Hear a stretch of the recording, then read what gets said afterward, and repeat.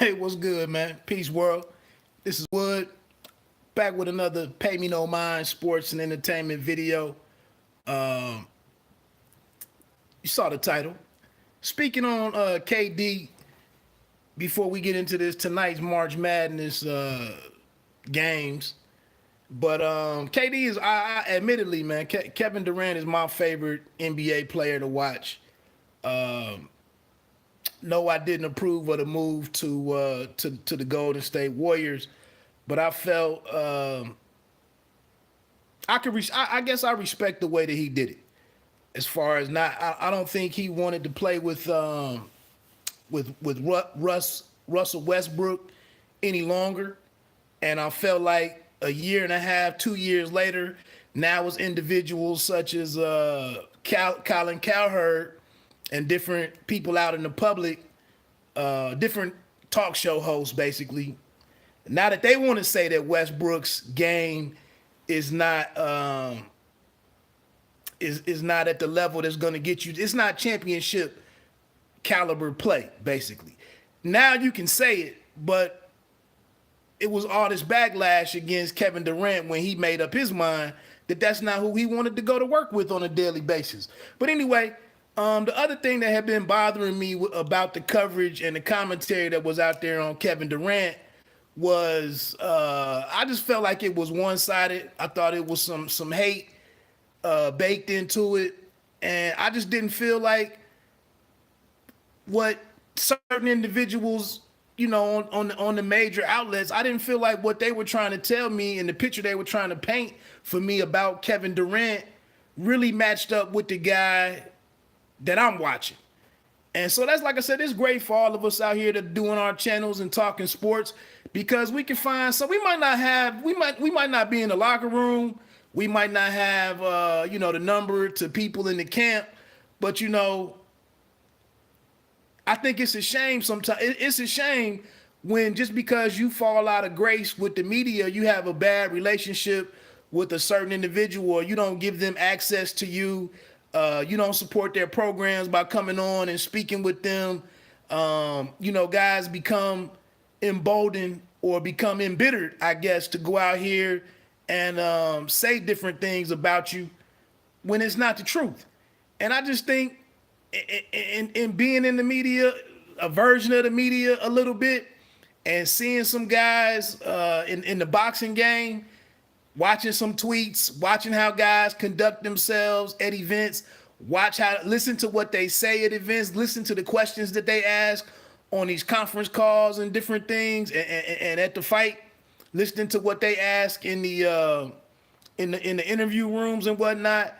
You kind of get an idea that the person who has the keyboard or has the pen and writes the stories, that just doesn't mean that that's not necessarily a stand-up individual just because they're part of the media. And it just seemed like when Kevin, for me, when he had to blow up earlier, just like when KD said the toxic, when he put the toxic label on playing with LeBron.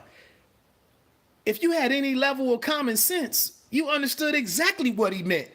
And if you listen to what Kyrie was saying, if you listen to some of the guys who left from the Cavaliers, what they said, you understand that it's a certain level of extra energy that's there, and that may not be for everybody. But again, it was like Kevin Durant couldn't just own his own feelings about the situation and make up his decision where I don't want to go play. So, like I said, the Nick Wrights of the world and the Stephen A's of the world, you listen to them and you kind of have to start discerning. You have to understand that they're just doing their job and doing the job that they've created and cultivated over a number of years. But it might not necessarily be the truth. You saw them, and then you saw them come out against Clyde Frazier, or what? Clyde Frazier or Walt Frazier? The dude who does the old school brother who does the Knicks play-by-play, I guess. When LeBron was sitting on the end of the bench last week, and he said some comments, some disparaging remarks about LeBron. And then the next day, all the guys came out and spoke out against Frazier. The brother that wore the Pumas. I don't know if it's Clyde or Walt, but with the beard, he been rocking the beard way before the full beard even became popular. But anyway, watching this the Boardroom show on ESPN Plus,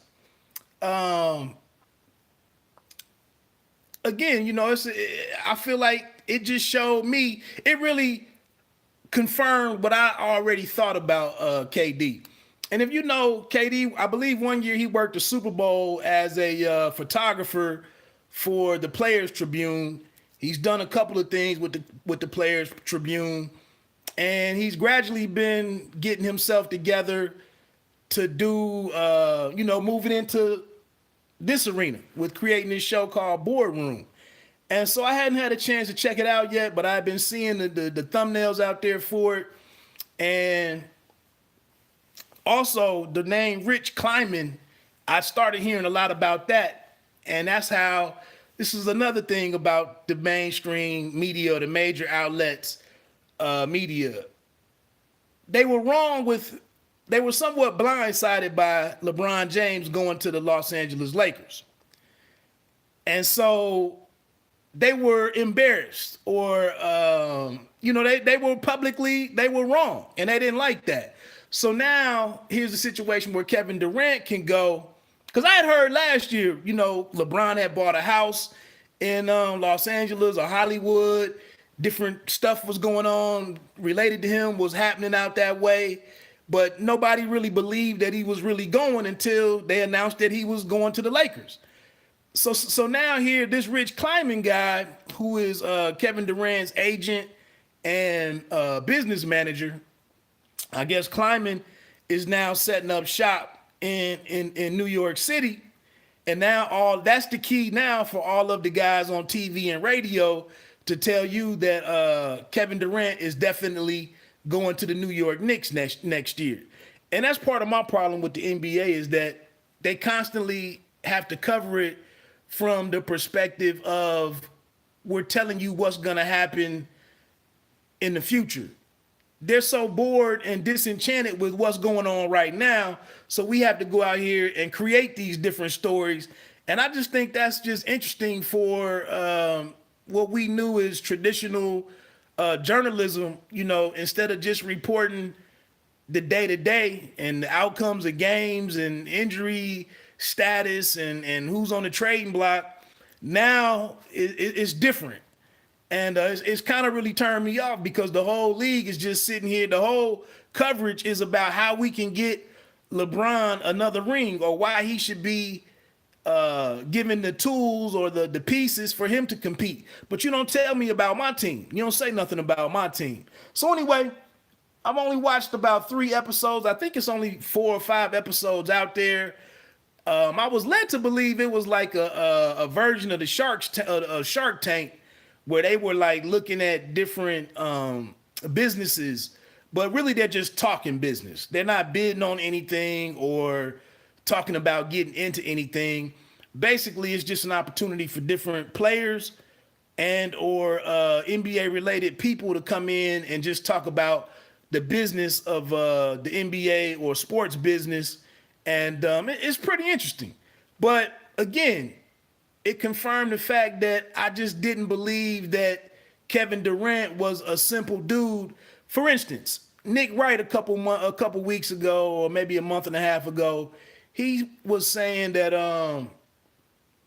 that Kevin Durant's feelings were hurt because when he went to the Golden State Warriors and won his championships, or first championship, he was disappointed or affected that the NBA media did not give him the best player in the world distinction. They didn't just come out and say that. And he goes on and on and on saying, what he thought. Now, he didn't even say what he thought Kevin Durant said or how he felt. He said this is how he feels. And that's got to be this. I mean, that's got to be beyond. That's got to be discouraging for any player to be sitting at home, and for some man, some grown man to be sitting up on the TV talking about your personal thoughts and your emotions and feelings and whatnot. And I'm just sitting here like Kevin Durant went to Golden State, did what he said he was going to do in convincing fashion, won an MVP, was completely the difference in the game after the 73 win Golden State team got taken down after having a 3-1 lead. We add this piece. The man comes in and signs, seals, and delivers a championship. I just didn't think that Kevin Durant had. I don't have nothing else to say. And then based on the decision that he made in the first place, which wasn't popular and which wasn't well received, I just didn't think this guy is the mental midget that they want to, the narrative that they want to create about him. So like I said, it's just been good to check him out on this particular show and in this particular capacity. And the Rich Kleiman guy was actually on there.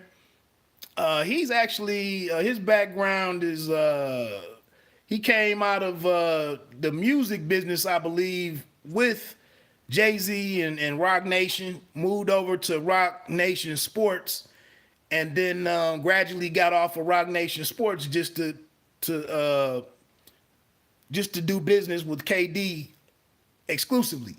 So it's interesting. PJ Tucker was on there. Kyle Kuzma was at the table one time. It's hosted by Jay Williams from Duke. It was a female on there from the WNBA, Deanna Stewart. I think that's her name. But it's a pretty solid show, you know. And I'm just trying. I paid this $5 for this ESPN app, this ESPN Plus app.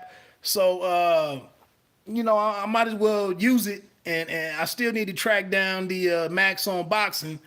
Those episodes are also on demand on there. So I'm going to check those out after the basketball tonight.